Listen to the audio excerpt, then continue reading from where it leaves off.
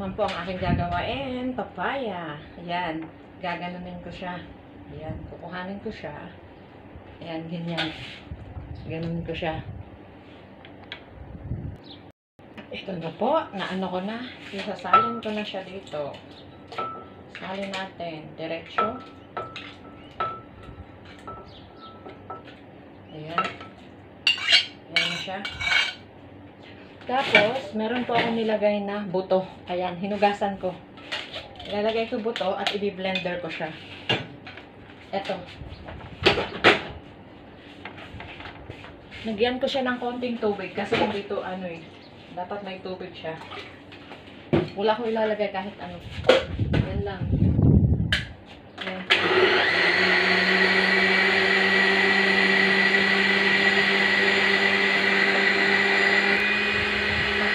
Ready na siya. Yes, ready na siya.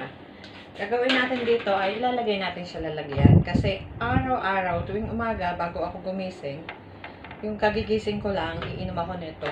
Yan.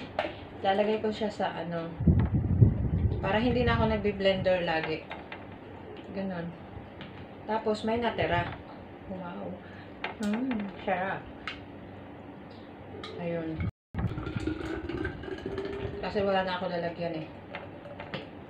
Ayan na. Ganito lang po. Everyday. Ayun. Nalaglag tuloy yung takip. Yung palang maliit ang nailagay ko dito. Ayan. Buti na lang nakuha ko. Dito to eh. Tapos ito. Tapos ito. Oh, everyday tuwing umaga, iinumin ko to. Ayan. Yun lang po. Salamat sa mga nanood.